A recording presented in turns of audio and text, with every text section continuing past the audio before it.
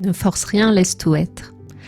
Le lâcher-prise est peut-être une des grandes stars du développement personnel et du développement spirituel parce qu'en fait, on aspire tous à se sentir en paix, à se sentir dans la confiance, dans l'accueil, à faire confiance à la vie, à avoir confiance en soi, à prendre sa place, tous ces objectifs qu'on se fixe, notamment la thématique de prendre sa place, on en parlera très bientôt ici sur YouTube. Et le lâcher-prise, on arrive à le comprendre mentalement, mais quand on doit faire preuve de lâcher-prise, on peut facilement le mélanger à une passivité qui va nous faire peur. On a du mal à comprendre comment on est acteur de notre propre vie et comment en même temps on peut embrasser un mouvement qui des fois s'impose à nous.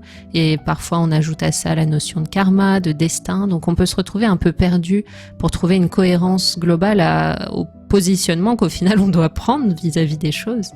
Donc dans ce podcast, on va vraiment regarder qu'est-ce qui se passe quand on comprend que c'est pas l'effort qu'on fait qui a le plus d'impact, mais c'est le positionnement énergétique, la vibration qu'on émet dans le monde. Et cette vibration, elle est impactée par notre système de croyances, notre inconscient, notre subconscient, l'intention qu'on met dans nos actions, nos paroles et nos pensées. Donc c'est un système bien plus vaste que vouloir quelque chose et faire beaucoup ou ne rien faire du tout. On est dans quelque chose de beaucoup plus vaste à l'échelle de notre être.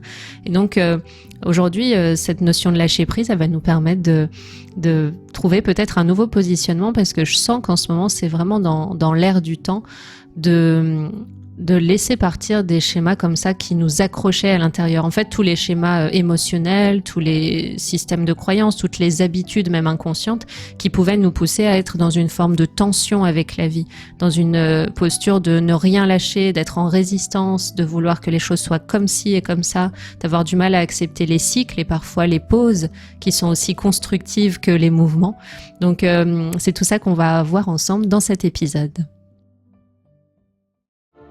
Bienvenue dans l'élan du cœur, le podcast spirituel qui a les pieds sur terre et la tête dans les étoiles.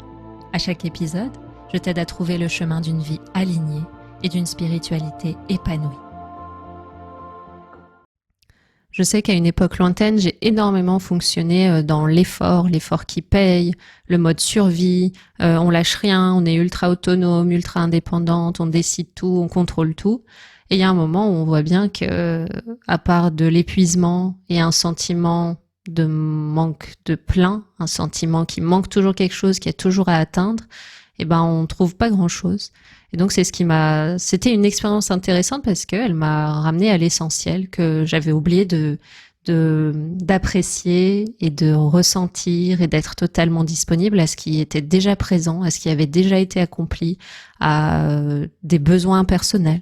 Donc le lâcher prise, c'est aussi ça, c'est au lieu d'être dans une posture dans la vie de fuite en avant, toujours quelque chose à saisir, toujours quelque chose à obtenir, toujours être dans la lutte jusqu'à enfin obtenir quelque chose, c'est se rendre compte que notre bonheur, il réside beaucoup juste dans la paix, se sentir en paix. C'est ça qu'on cherche en fait avec le lâcher prise, avec la confiance en soi, l'amour de soi, etc. En réalité, on cherche un ressenti profond de paix, de connexion avec soi, de connexion avec le monde, un espace dans lequel on arrête de lutter. Et donc, qu'est-ce que c'est le lâcher prise ? Déjà, ça va être intéressant de voir ce que c'est pas. Le lâcher prise, c'est pas de la passivité, une résignation, un abandon total. On devient totalement juste tributaire de ce qui vient. On décide de rien, on reste allongé. Le lâcher prise, c'est pas une capitulation. C'est un malentendu de croire ça. Moi, la manière dont je le vois, c'est plutôt que c'est un acte conscient, actif de confiance envers la vie, envers le propre processus qu'est l'existence, et vraiment une posture de co-création avec la vie. On est des êtres d'intention, donc bien sûr, on va viser à croître, à s'expandre, à grandir en conscience, à grandir en amour. Pour certaines personnes qui n'ont pas du tout conscience de ça, à grandir en argent, à grandir en popularité. Il y a toujours ce truc de grandir. Tout comme l'univers est en croissance perpétuelle, tout comme la conscience collective est en croissance perpétuelle. Croissance, ça veut pas dire amélioration, mais ça veut dire toujours viser plus que ce qui est déjà. Toujours accompagner un mouvement infini de création, de destruction, qui est finalement une des lois principales de cet univers. Et donc, pour moi, le lâcher prise, c'est choisir de ne plus tenir dans ce qui épuise, c'est ne plus être dans ce mode de survie, ne plus croire qu'on contrôle tout ou qu'on doit contrôler tout ce qui se produit ou qu'on doit tout prévoir, tout anticiper pour ne pas que ça s'écroule. Ça fait des millions et des milliards d'années que rien ne s'écroule avec ou sans nous. Et donc, nous, on fait juste partie d'un énorme processus comme une grande roue dans laquelle il y a des prédéterminations. Et ça, c'est important. Ça amène, en fait, le lâcher-prise, ça amène la notion de cycle. Les cycles, c'est une énergie qui se propose pour nous. On l'aborde souvent ensemble sur YouTube, dans les lives, dans le cercle. Il y a l'effet des planètes, il y a l'effet de notre thème de naissance. On le voit ensemble quand on fait les thèmes de numérologie karmique tibétaine. Il y a des cycles qui sont présents, qui sont en fait prévus et lisibles depuis notre naissance. Et donc, c'est important de pas essayer d'aller à l'encontre de ce qui vient, mais de se dire, le cycle qui vient, là, ce moment peut-être d'accalmie, ce moment de changement brutal, ce moment où tout d'un coup, les choses que j'avais avant n'ont plus de sens, etc. Eh bien, qu'est-ce que ça me propose comme transformation intérieure dont j'ai besoin pour devenir une nouvelle version de moi qui va pouvoir aborder la suite sainement. C'est tout simplement ça. Et donc, des moments plus calmes, c'est pas forcément propice à l'affolement. Ça va être le cas quand on a l'habitude de remplir par des actions, d'être dans le faire, d'être dans le contrôle. Dès qu'il y a une accalmie, on se dit, qu'est-ce que j'ai fait pour que ça capote? Non, pas du tout. En fait, il y a juste un nouveau cycle. Et on peut détailler ça ensemble à un instant. Vous voyez, en numérologie karmique tibétaine, pour ceux qui ont déjà fait leur thème, vous verrez ce que c'est, mais pour les autres, c'est important d'expliquer ça. Au-delà du chemin de vie, on a à peu près 41 autres paramètres qui viennent détailler les différents cycles de notre vie, nos défis, notre karma, notre manière de nous relier au monde, notre manière de travailler. Voilà, ça aborde tous les aspects de la personnalité d'un être et tous les aspects de son évolution spirituelle. Donc ça, c'est sur la base des prénoms et du nom de naissance et de la date de naissance. Et justement, dans la première partie du thème, quand on fait ça ensemble, on a l'année personnelle. Donc l'année personnelle, c'est par exemple pour 2026, du 1er janvier au 31 décembre, il y a une année personnelle qui correspond à une des 9 années. On a des cycles de 9 ans. Et chacune de ces 9 années apporte des choses qui sont possibles et d'autres qui sont moins possibles. Je prends un exemple. Par exemple, en année 7, on est dans une année intérieure d'introspection, de remise en question, de développement intérieur. Donc, c'est une année dans laquelle souvent on va constater qu'il y a moins de mouvements extérieurs, que les relations sont plus posées, qu'il y a moins de travail parfois. Mais au contraire, le gros du travail a lieu à l'intérieur. Donc, ça peut donner une impression que l'extérieur est figé, entre guillemets. Mais à l'intérieur, il y a des choses cruciales qui se passent. Et donc, quand on est en année 7, il n'y a pas nécessité de forcer à ce que ça soit comme en année 6 ou en année 4 où spécifiquement c'est très très soutenu, où les activités extérieures financières professionnelles sont très vivantes. Quand on est en année 7, on est dans un cycle d'hibernation intérieure et de transformation spirituelle. Et donc, ces années-là, on peut pas les éviter et elles sont tout aussi importantes que les autres. Et au-delà de ça, on a aussi l'année collective. Au début de l'année, je vous ai fait une vidéo sur 2026, on est en année 1, donc un nouveau cycle collectif avec l'année du feu, où on doit maîtriser les élans de colère. C'est une année où il y a énormément de conflits qui peuvent se réveiller à cause de ce feu. Et soit on va être dans la maîtrise du feu, donc une possibilité de très grande évolution spirituelle, soit on va être dans un feu qui n'est pas du tout maîtrisé, et donc on va rentrer dans des mécanismes de conflit ou être confronté à la colère d'une manière qui nous permet de la résoudre au fil du cycle de l'année 2026. Mais donc ça s'additionne, l'année personnelle et l'année collective vont pas donner la même chose pour vous. Même si on est en année 1 collective, ça veut pas forcément dire que vous êtes dans une année 1 personnellement et donc que vous êtes vous aussi dans un nouveau cycle. Vous êtes peut-être dans un nouveau cycle spirituel, donc vous allez être en année 7 personnelle et en année 1 collective, par exemple. Et au-delà de ça, on a aussi les mois individuels. Ça, c'est quelque chose que j'ai étudié récemment, qu'on peut même décortiquer en séance quand c'est nécessaire. On l'a fait récemment avec beaucoup d'entre vous en séance Aurora. Il y a le mois individuel, donc on a votre année personnelle. Donc on va rester par exemple sur l'idée que cette année, on a une personne qui est en année 7 sur son cycle de 9 ans, donc une année de spiritualité, de sagesse, de transmission de la vérité, donc une envie d'enseigner. Et que au niveau individuel, en mars, on a le 3. Donc 7 et 3, ça fait 10 qui nous donne 1. Donc ça veut dire que ce mois-ci, en mars, cette personne, elle a une très bonne énergie pour prendre un nouveau départ personnellement, pour remettre en perspective des choses qui se sont terminées en février et pour aborder certains aspects de sa vie d'une manière totalement nouvelle, remettre en question la manière de se relier, de transmettre d'une manière plus équilibrée, moins dans le sacrifice, etc. Et donc ça, qu'on soit au courant ou pas, qu'on ait fait son thème ou pas, c'est des choses qui s'imposent. Parce qu'on le voit ensemble, hein, souvent, ceux qui ont fait leur thème pour confirmer, quand on fait le thème et qu'on regarde les cycles, par exemple, cycle productif, 28 à 57 ans, voilà dans quelle dynamique tu es. Bah, effectivement, à 28 ans, la personne a constaté qu'elle a eu un basculement. Ou même les apogées, hein, on a des périodes beaucoup plus courtes de 9 ans, des fois, par exemple, 31 à 40 ans, voilà dans quelle énergie tu es et ce que tu as à apprendre. Ça, c'est ce qu'on retrouve dans le thème quand on le décortique individuellement. Et la personne, en fait, même si elle a déjà peut-être 57 ans, elle peut confirmer qu'effectivement, de 31 à 40 ans, c'est exactement dans cette dynamique qu'elle était. Donc, il faut bien comprendre que ça s'impose à nous, d'une certaine manière, c'est comme une énergie qui enveloppe notre vie.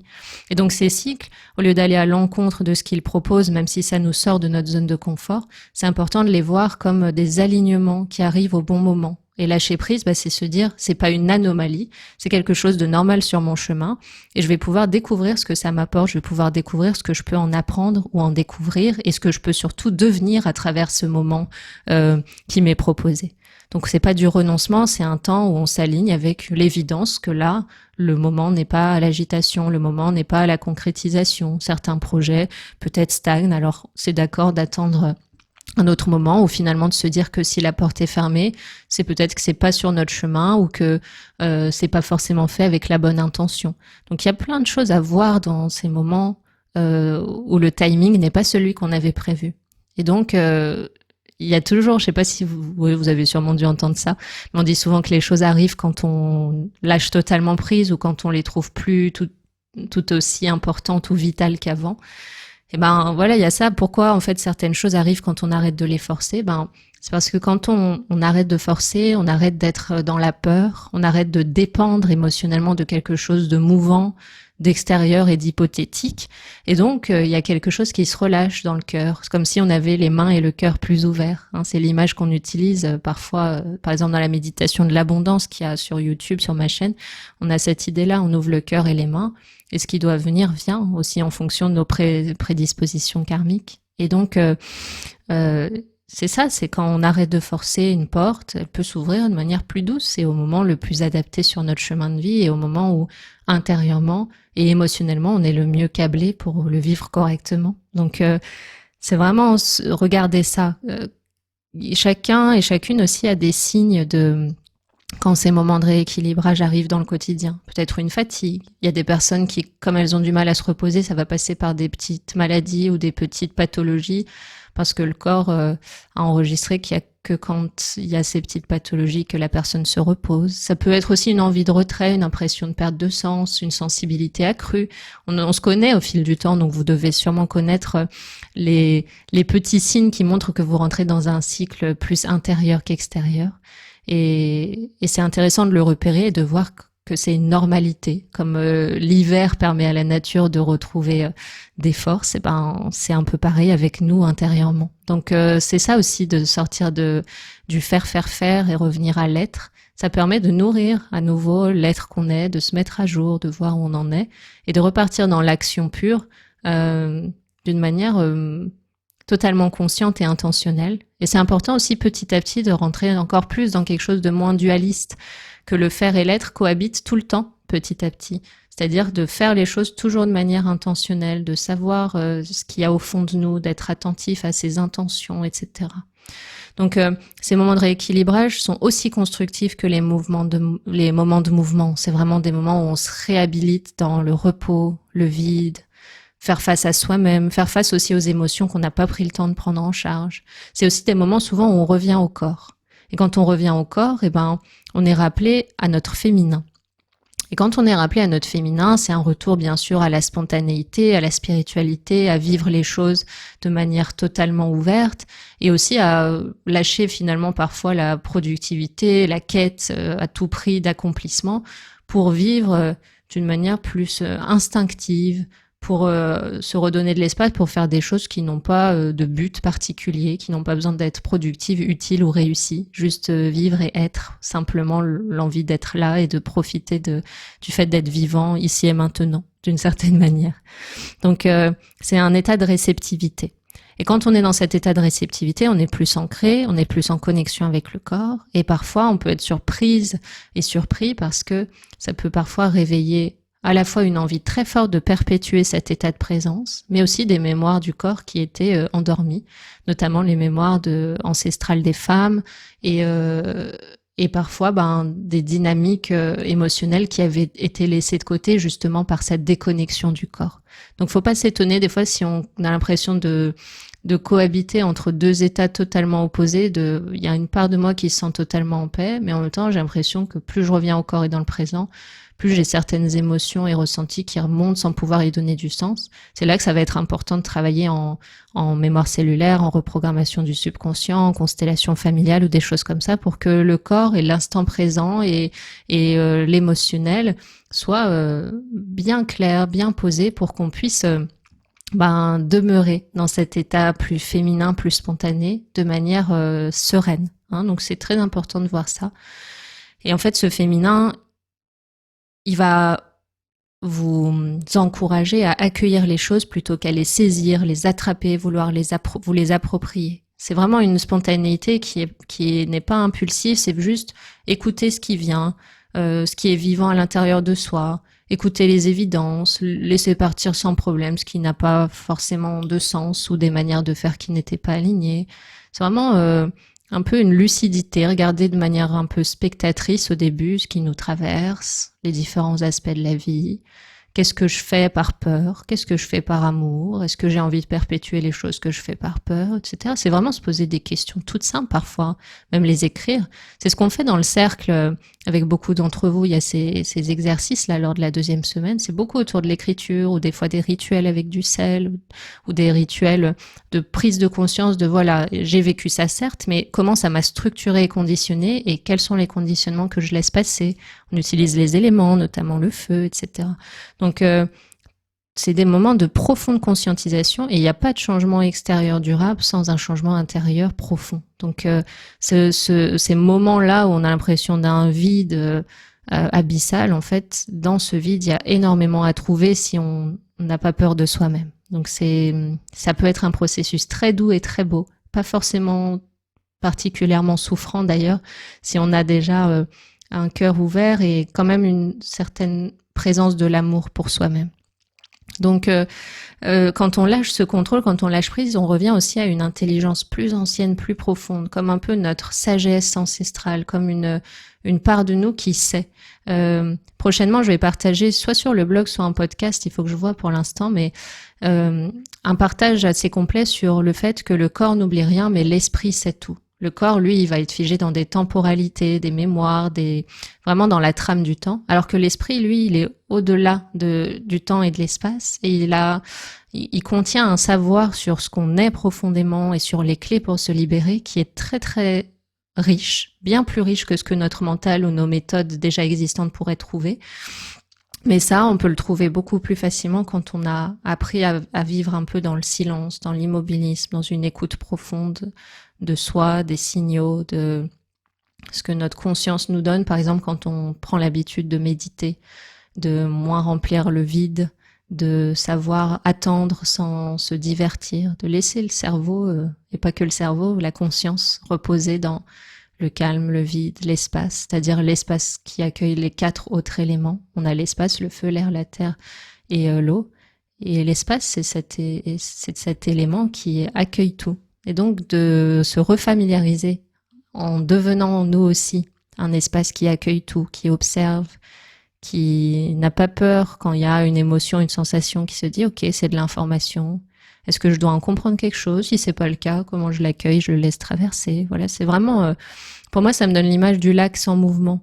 C'est apprendre à se voir soi-même, à regarder, voilà, et de se dire s'il y a de l'agitation, qu'est-ce qui trouble cette surface le plus souvent ou dernièrement? Qu'est-ce qui vient amener du trouble sur ce lac qui d'habitude ou de manière primordiale est sans mouvement? Et donc, il y a quoi? Il y a le bruit mental, qu'est-ce que ça dit? Est-ce qu'il y a la peur du vide? Est-ce qu'il y a une agitation qu'on met en place comme une manière de s'éviter soi-même? Est-ce qu'il y a une émotion qu'on refuse de ressentir?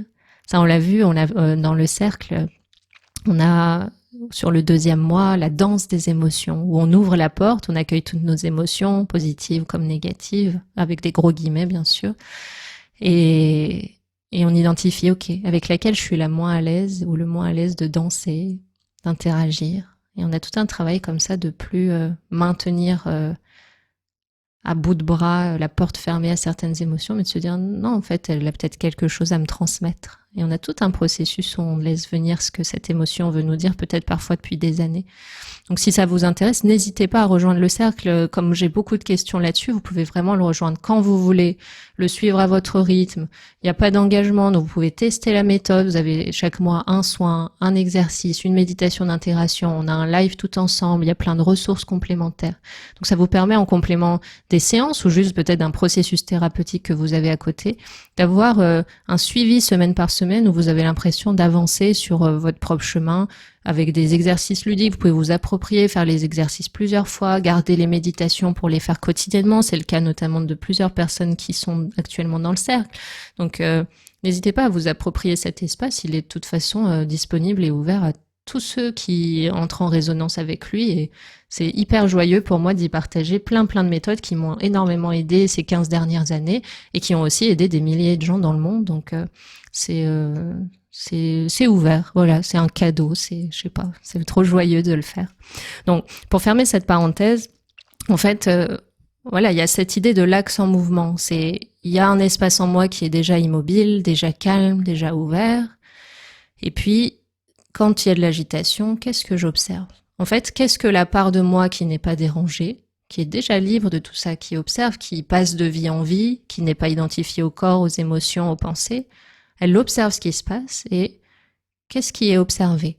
Qu'est-ce que je peux observer sur les mouvements de mon esprit, sur les états d'esprit sur lesquels je peux apposer un antidote? Est-ce qu'il y a de la colère? Je vais faire appel à la patience. Est-ce qu'il y a de la peur? Je vais travailler sur l'amour. C'est vraiment un processus profond, mais qui n'est pas un processus que mental, par exemple, où on va juste répéter des affirmations ou se convaincre que ça va aller. C'est bien plus profond. C'est ce qu'on fait en séance quand on se connecte à l'énergie. On voit, ok, voilà ce que dit le corps, qui peut-être date un petit peu. Voilà ce qui est programmé dans le subconscient comme croyance limitante. On va rentrer dans un processus de 21 jours où on va retravailler tout ça. On va amener une nouvelle information dans le système nerveux qui va permettre d'avancer plus sereinement. On va se demander aussi à côté de quoi je passe quand j'évite cette émotion. Peut-être que je passe à côté d'un besoin profond. On va regarder aussi. Donc c'est vraiment ne plus s'éviter soi-même. Voilà, on se réveille de nos propres illusions. Parfois, on a des prises de conscience assez présentes où d'un coup, on se rend compte, ouais, en fait, je me suis bercée d'illusions. Mais là, la priorité, c'est pas de m'en vouloir ou me recréer une posture de victime, même de victime de moi-même qui va créer de la culpabilité, donc de la colère tournée vers soi-même. C'est de se dire, ah, c'est super, si je m'en rends compte, c'est que j'ai terminé avec ce cycle karmique et donc j'ai une opportunité d'évoluer. Et donc, je vois le fait de constater une anomalie, à nouveau avec des grands guillemets, ou en tout cas un inconfort, c'est une chance de la voir, c'est une chance de voir cet inconfort et de le vivre parce qu'il me montre qu'il y a un potentiel nouveau qui est en train de naître. Et c'est ce qu'on voit dans les thèmes de numérologie karmique. On a des cycles, on a des karmas, mais au fil du temps, en fonction de l'énergie positive qu'on a générée dans notre vie, dans le sens qu'on a mis dans les choses, en fonction aussi du fait que le karma mûrit et puis décroît au fur et à mesure dû à plein de paramètres, eh bien, tout d'un coup, on peut même évoluer intérieurement. On va transformer notre système de croyances, on va guérir d'une pathologie qui était due à un traumatisme, voilà, tout ça, c'est magnifique, c'est rempli d'amour, c'est un pont. C'est un moment où l'individu se libère, il y a quelque chose qui se dépose et on peut évoluer vers une manière d'être au monde remplie d'amour, remplie de lumière, remplie de joie et peu importe le parcours qu'on a eu. Le parcours qu'on a eu, c'est une chose. Qu'est-ce qu'on en fait et qu'est-ce qu'on devient de manière parfois courageuse, mais de manière surtout consciente, c'est totalement différent. C'est deux mondes différents. Et je le dis aussi de ma propre expérience, bien sûr. Donc ce lâcher-prise dont on parle, c'est un acte de confiance, c'est une guérison, une renaissance. Quand on fait... Parfois, il y a cet objectif chez beaucoup de personnes en développement personnel, j'ai envie d'avoir confiance en moi. Mais ça, c'est hyper important parce que on est en termes d'action, en termes de parole, en termes de pensée, si on se fait confiance, il y a déjà un rapport doux au quotidien. On est la seule personne qu'on va scoltiner de bout en bout, en tout cas notre jeu, même s'il est vu comme illusoire aussi, hein, faut pas oublier cet aspect plus ultime. Mais tant qu'il n'est pas illusoire, on va dire, tant qu'on n'a pas encore réalisé qu'il l'est, on peut déjà être amis avec ce jeu. Donc ça, c'est déjà un premier confort dans le quotidien. Mais avoir confiance en soi, ça n'est pas suffisant parce que si on n'a pas confiance en la vie, c'est très bien d'avoir confiance en soi, mais on va avoir l'impression de marcher dans un terrain miné tous les jours, d'avoir l'impression qu'il y a quelque chose qui nous attend au tournant. Souvent, je le vois avec vous en constellation familiale, ça vient d'une manière de voir la vie qui a été beaucoup inculquée par la famille. La vie est dure, les riches sont comme ça, nous on n'a pas droit à ça, etc. Et des fois, c'est juste les épreuves de la vie qui ont laissé dans le continuum mental ou dans le subconscient ce sentiment qu'il y a tout le temps un danger imminent qu'il faut éviter. Et ça, on va le retrouver beaucoup chez des personnes qui sont dans le contrôle. Et donc, il va falloir travailler sur ça, hein, sur des méthodes qui permettent de lever les traumatismes, de lever les croyances limitantes, de guérir le corps et d'élever la vibration. Moi, dernièrement, ce qui m'a beaucoup inspirée, c'est la pratique des 5 syllabes sacrées. Je voulais partager là dans le mois numéro 3 du cercle. On a un mois dédié aux 5 chakras tibétains et qui est beaucoup moins, on va dire, mental ou conceptuel. C'est une pratique qui est sonore, où on va répéter certaines syllabes de manière régulière en conscientisant certains aspects spirituels reliés à l'éveil spirituel, tout en récitant des syllabes très précises reliées à des points du corps. Et ça éveille totalement le système énergétique et ça libère plein de mémoires, plein de peurs, plein de filtres, plein de voiles qu'on avait mis entre soi et la vie, mais d'une manière qui est non conceptuelle parce qu'on a juste à être dans la présence du corps et à répéter ces sons sacrés qui sont très anciens, qui permettent d'éveiller le potentiel d'éveil qui est déjà présent en nous. Et le potentiel d'éveil, c'est un potentiel de liberté intérieure, de paix et de bonheur qui ne dépend pas de choses extérieures. Mais c'est surtout un processus à vivre pleinement. C'est pour ça que j'ai voulu le partager sous la forme d'une pratique. Et vous pouvez le retrouver dès maintenant dans le cercle. Je vous mets le lien sous la vidéo. Et donc, ici, ce lâcher-prise dont on parle, c'est aussi, comme je vous dis, d'apprendre à faire confiance à la vie progressivement. Ça peut être progressif, des fois ça peut prendre du temps, mais il faut se donner les moyens, d'en parler, de faire appel à des personnes, de lire, de se demander, ok, qu'est-ce qui me fait peur, de quelle expérience ça vient, de se questionner, non pas pour se créer une identité souffrante, de se dire je constate à nouveau que j'ai un obstacle, je suis pas comme tout le monde. On n'est pas dans les postures là de victime, bourreau, sauveur, de rentrer dans des rôles, de se créer à nouveau une histoire souffrante sur soi-même. On est là pour se déconditionner des histoires souffrantes, des histoires de manque, des histoires de peur, etc. qu'on a pu se construire sur ce qu'on est. Le lâcher-prise, c'est une permission donnée à la vie de faire son œuvre. On laisse la vie faire son œuvre et on accompagne les mouvements qui sont là. C'est pas renoncer à soi-même, c'est pas renoncer à sa volonté, c'est revenir à soi sans forcer. C'est réussir à comprendre progressivement. C'est important de voir ça. Le lâcher prise, c'est pas juste comment je vais pouvoir réussir tout ce que j'ai envie de réussir, mais sans me stresser. Le lâcher prise, c'est en fait la réalisation profonde qu'on est déjà un avec la vie. Et donc, si on laisse le mouvement de la vie avoir lieu, on peut beaucoup plus laisser le mouvement naturel de notre être primordial, déjà libre et déjà éveillé, aussi œuvrer dans cette existence. Et c'est là seulement qu'on peut se sentir à la fois pleinement en union avec la vie, mais avoir vraiment l'impression d'être à sa place. Et notre place, elle est dans cet instant présent, à vivre en vérité, à parler, agir, penser en vérité, en amour, à apporter du bien autour de soi et pour soi, à réussir à libérer notre cœur de ce qui lui pèse pour laisser rayonner son vrai potentiel d'amour, avoir aussi l'impression d'apporter plus de sens à la vie d'autres personnes. Et on est là aussi pour partager, inspirer, aider, s'entraider, s'inspirer les uns les autres, voir ce qu'on a de commun dans nos couleurs, même si elles sont différentes en apparence, voir qu'on aspire tous à la même chose. Donc il y a énormément à découvrir quand on se laisse très doucement glisser vers une manière d'être au monde plus ouverte, plus douce, plus confiante. Et parfois, quand on en est capable, on peut même aborder chaque jour comme une nouvelle page blanche. Ça aide énormément. Et comme je reçois beaucoup de questions et de demandes de ressources sur la thématique qu'on vient d'aborder, moi je vous conseille 3 choses. Si vous sentez que vous avez besoin de clarté sur votre chemin de vie, c'est-à-dire, moi ça me fait rire cette question, mais c'est un peu pourquoi je suis là. Là, je vous conseillerais plutôt de me contacter pour peut-être prévoir un soin karma, c'est-à-dire faire ensemble votre thème pendant 2 heures, peut-être un peu plus tard aussi faire un point pour voir s'il y a des questions qui émergent suite à ça, laisser aussi l'inconscient s'ouvrir par rapport aux choses qui seront transmises le jour J.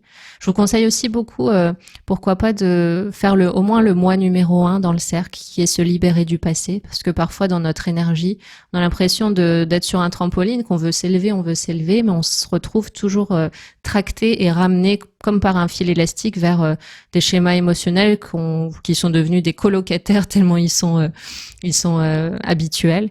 Et donc là, ce processus-là de soin, se libérer du passé, peut beaucoup vous aider. Il est facile à aborder pour n'importe qui et vous pouvez le faire à votre rythme. Donc je vous mets aussi la ressource en dessous de la vidéo. Et après, on a, pour ceux qui écouteront ce podcast à temps, on a le soin Moon qui arrive là le 1er avril 2026. Vous pouvez encore vous inscrire sur Podia. Et là, on aura un temps de soin qui est dédié à guérir nos liens sacrés, notre lien à soi-même, notre lien avec les autres. Puis de toute façon, on aura bientôt aussi sur la chaîne YouTube, je vous partagerai des méditations, des choses comme ça. Mais vraiment, quand vous sentez que c'est le moment, c'est important de prendre les choses à bras-le-corps, de communiquer. N'hésitez pas à m'envoyer des mails si vous avez des questions. Ici, tout ce qui est partagé là, c'est surtout pour vous aider à trouver plus d'autonomie dans votre bonheur, à trouver plus de courage quand se présentent des difficultés intérieures, à pas hésiter à demander de l'aide autour de vous et à pas rester dans l'illusion que parce que vous ressentez quelque chose de manière récurrente, c'est foutu ou votre potentiel est limité, etc.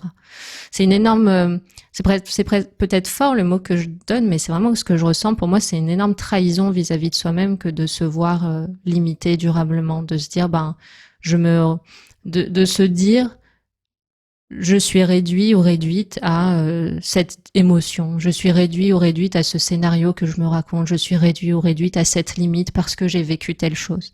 C'est énorme la limite que ça place dans notre vie, alors qu'on a un potentiel d'amour, un potentiel de bonheur, un potentiel spirituel qui est incroyable.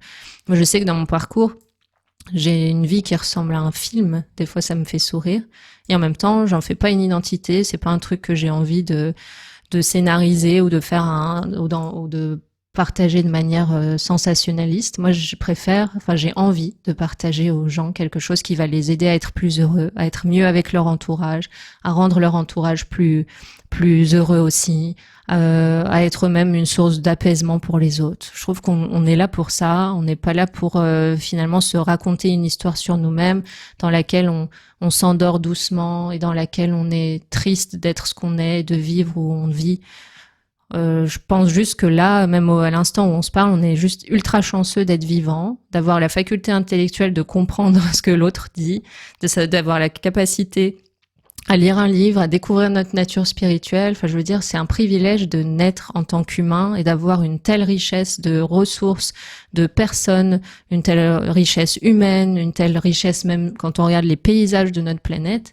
C'est dommage de passer à côté de ça, de passer à côté de l'expérience d'être en totale connexion avec ça, juste parce que le passé ou une partie de ce qu'on a vécu n'était pas forcément synonyme d'amour. Je trouve ça dommage finalement de passer à côté de soi-même à cause d'une histoire qu'on pourrait se raconter. Donc, quoi qu'il arrive, chacun a sa liberté, chacun a son chemin aussi, on le voit en thème. Des fois, par exemple, je vois souvent moi des personnes qui ont des chemins de vie neufs, donc l'illumination, l'éveil, la réalisation des qualités du cœur.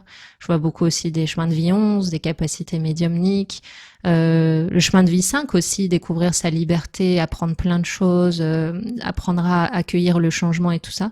Et pourtant, en ayant eu plein, par exemple, de chemins de vie 5, il n'y a pas deux chemins identiques, il n'y a pas deux nuances pareilles, on dirait des personnes qui n'ont rien à voir entre elles. Donc il y a une grande différence entre ce qu'on se dit en termes de chemin de vie et puis les nuances précises qu'il y a dans notre vie, comment notre karma influe sur les choses, comment soi-même, en créant de l'énergie positive, en faisant les choses de plus en plus avec le cœur, on peut incroyablement renverser sa vie, ne serait-ce qu'en l'espace de quelques mois. Je l'ai vu personnellement, je l'ai vu avec plein de personnes, donc essayez petit à petit de vous voir de moins en moins limité. Oui, il y a une information qui là n'est pas synonyme peut-être d'harmonie, de bien-être, de santé, d'apaisement, de liens relationnels harmonieux, mais je suis sans cesse un potentiel en évolution, un potentiel d'amour, un potentiel en expansion qui a le pouvoir de revenir à sa nature originelle, d'éveil, de paix, d'amour, de compassion. Il n'y a pas de limite à partir du moment où on a conscience de ce potentiel et où on œuvre quotidiennement